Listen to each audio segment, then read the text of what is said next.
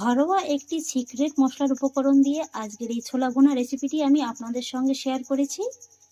কথা দিচ্ছি বন্ধুরা, এইভাবে যদি একবার বাড়িতে বানিয়ে খান, প্রত্যেক বাড়ি কিন্তু এইভাবেই খেতে মন চাইবে। নমস্কার বন্ধুরা, অনুভার রান্নাঘরে সবাইকে স্বাগত জানাচ্ছি। বন্ধুরা, আজকে আমি আপনাদের তৈরি করে দেখাবো পারফেক্ট ছোলা ভুনা রেসিপি। আমার আজকের এই রেসিপিটি যদি আপনারা ফলো করেন, তাহলে একদম দোকানের মতো ছোলা ভুনা কিন্তু আপনারা বাড়িতেই তৈরি করতে পারবেন। কয়েকটা ঘরোয়া মশলা দিয়েই কিন্তু তৈরি করে দেখাবো। আশা করছি আপনাদের খুবই ভালো লাগবে। আর সেই জন্য দেখুন বন্ধুরা, এখানে আমি 1.5 কাপের মতো কাঁচা ছোলা হোল নাইট ভিজিয়ে রেখেছিলাম। মোটামুটি 12 ঘন্টার মতো কিন্তু ছোলাটাকে আমি ভিজিয়ে রেখেছি। আপনাদের হাতে যদি সময়টা খুবই কম থাকে, তাহলে 7 থেকে 8 ঘন্টার মতো ভিজিয়ে রাখতে পারেন। তবে এই ছোলাটা যত বেশি সময় নিয়ে আপনারা ভিজিয়ে রাখতে পারবেন, এই ছোলাটা সেদ্ধ করতে কিন্তু সময়টা ততটাই কম লাগবে। আর এখানে আমি 1.5 কাপ ছোলা ভিজিয়ে রেখেছিলাম।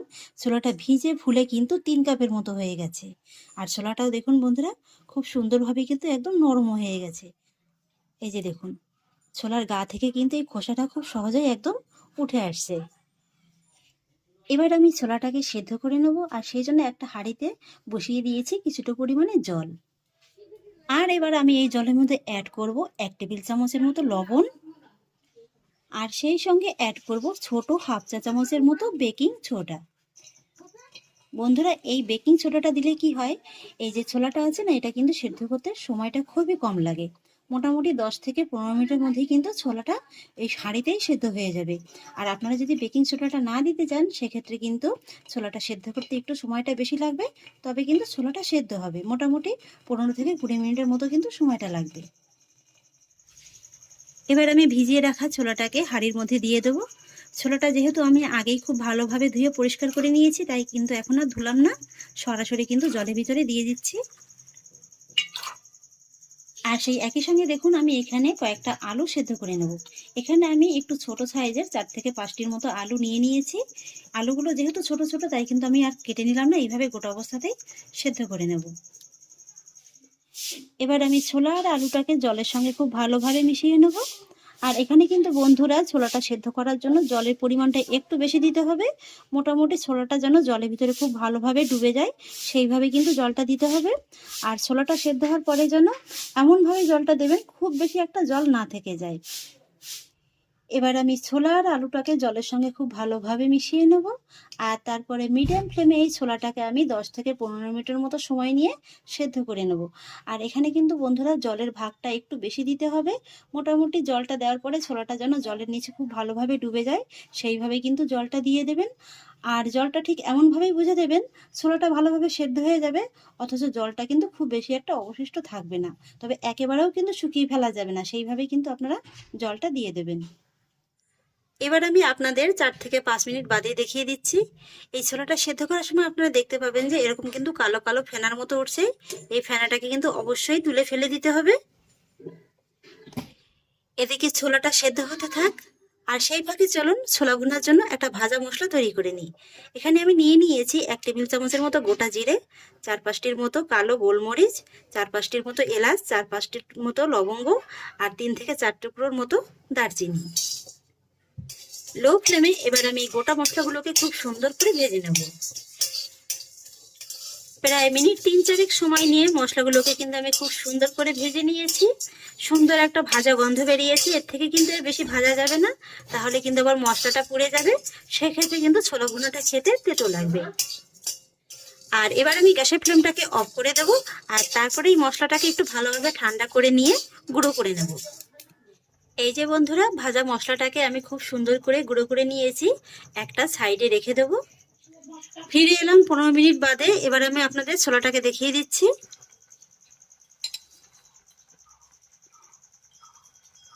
এই যে দেখুন বন্ধুরা, ছোলাটা কত সুন্দর একদম সেদ্ধ হয়ে গেছে।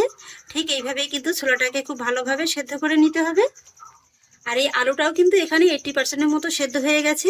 এবার আমি গ্যাসের ফ্লেমটাকে অফ করে দেব, আর তারপরে এই ছোলাটাকে জল থেকে আলাদা করে নেব। এই যে দেখুন বন্ধুরা, খুব বেশি কিন্তু জলটা নেই, জলটাকে কিন্তু ছেঁকে আলাদা করে নিতে হবে। এবার ফিরে এলাম রান্নার মূল পর্বে। গ্যাসে একটি কড়াই চাপিয়ে দিয়েছি, কড়াইতে দিয়ে দেবো 1/4 কাপের মতো সাদা তেল, আর তার মধ্যে দিয়ে দেবো 2টো গোটা শুকনো লঙ্কা। এবার লঙ্কা দুটোকে আমি তেলের মধ্যে খুব সুন্দর করে ভেজে নেব। লঙ্কা দুটোকে আমি খুব সুন্দর করে ভেজে নিয়েছি। আর এবার একটা লঙ্কা আমি তুলে নেব। আর এবারে একই তেলের মধ্যে অ্যাড করব হাফ চা চামচ গোটা জিরে ফোড়ন, আর সেই সঙ্গে অ্যাড করব একটি তেজপাতা, আমি এইভাবে একটু কেটে নিয়েছি। এবার ফোড়নটাকে হালকা করে একটু ভেজে নেব। ফোড়নটাকে আমি খুব সুন্দর করে ভেজে নিয়েছি। আর এবার আমি এর ভিতরে অ্যাড করব বড় সাইজের দুটো পেঁয়াজ কুচি। বন্ধুরা, ছোলা ভুনার ভিতরে পেঁয়াজের পরিমাণটা একটু বেশি দিলে খেতে কিন্তু বেশি ভালো লাগে। আর এবার আমি মিডিয়াম ফ্লেমে এই পেঁয়াজটাকে একটু লালচে করে ভেজে নেব। পেঁয়াজটাকে দেখুন বন্ধুরা, আমি খুব সুন্দর করে লালচে করে ভেজে নিয়েছি। এইভাবে কিন্তু হালকা একটু ব্রেস্তার মতো করে ভেজে নিতে হবে। আর এবার আমি ভেজে নেওয়া পেঁয়াজের ভিতরে অ্যাড করব 2 চা চামচ আদা রসুন বাটা। আদা রসুনটাকে আমি পেঁয়াজের সঙ্গে কয়েক সেকেন্ডের মতো একটু ভেজে নিয়েছি। এতে করে আদা রসুনের কাঁচা গন্ধটা কিন্তু খুব সুন্দরভাবে চলে গেছে।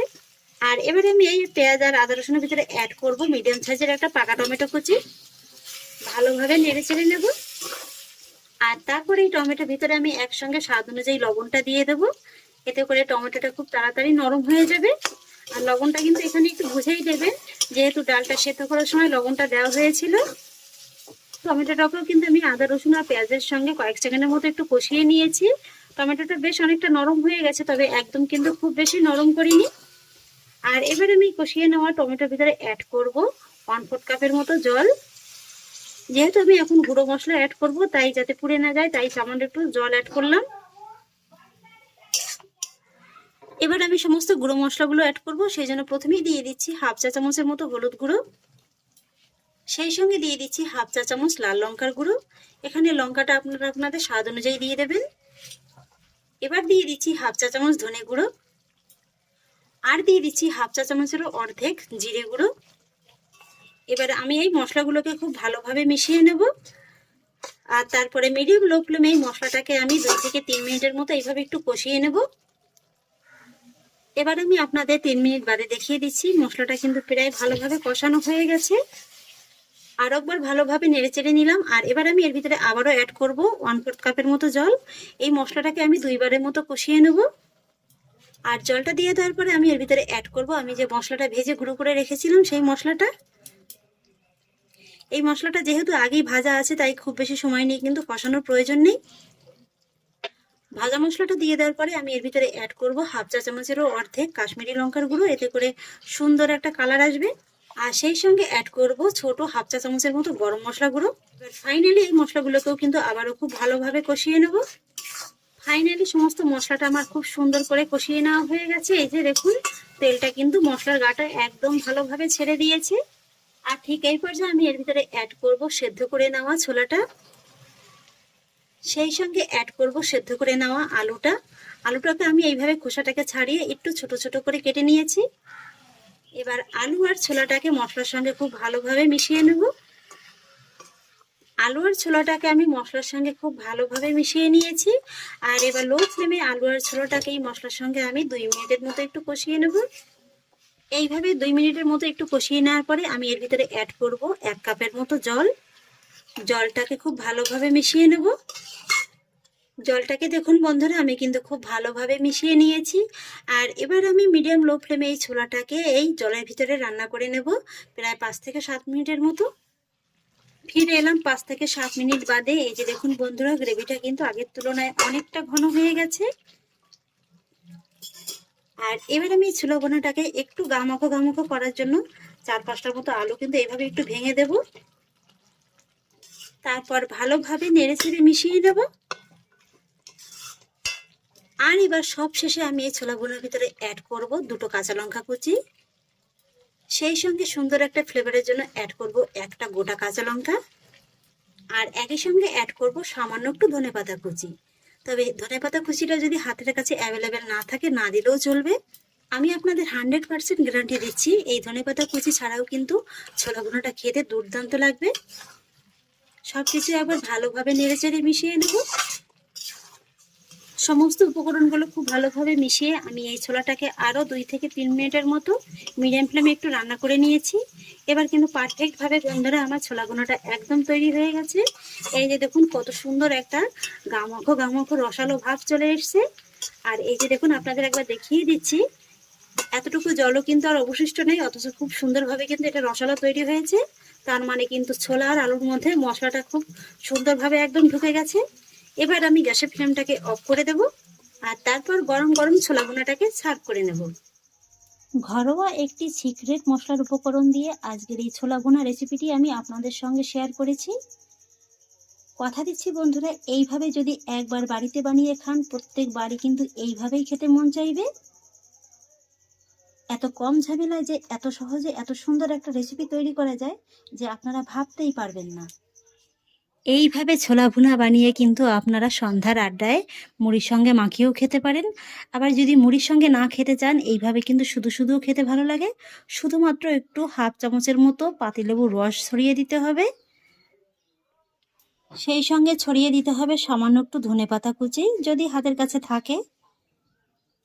আর এবার ছড়িয়ে দেবো আমি যে শুকনো লঙ্কাটা ভেজে রেখেছিলাম, সেটাকে একটু ভেঙে নিয়েছি, একটুখানি এইভাবে একটু ছড়িয়ে দেব। আর সেই সঙ্গে ছড়িয়ে দিতে পারেন সামান্য একটু পেঁয়াজ কুচি আর শসা কুচি। তাহলে আশা করছি বন্ধুরা, আমার আজকের এই ছোলা ভুনা রেসিপি আপনাদেরও খুব ভালো লেগেছে। যদি ভালো লেগে থাকে তাহলে আমাকে অবশ্যই একটা লাইক এবং কমেন্ট করবেন, সেই সঙ্গে বন্ধুদের সঙ্গে শেয়ার করবেন। আর প্লিজ বন্ধুরা, যদি আমার পরিবারের নতুন সদস্য হয়ে থাকেন তাহলে একটা সাবস্ক্রাইব করে পাশে থাকা বেল আইকনটি প্রেস করে দেবেন। ফিরে আসছি এরকমই পরের অন্য কোনো নতুন রেসিপি নিয়ে। সবাই ভালো থাকুন, সুস্থ থাকুন, ধন্যবাদ।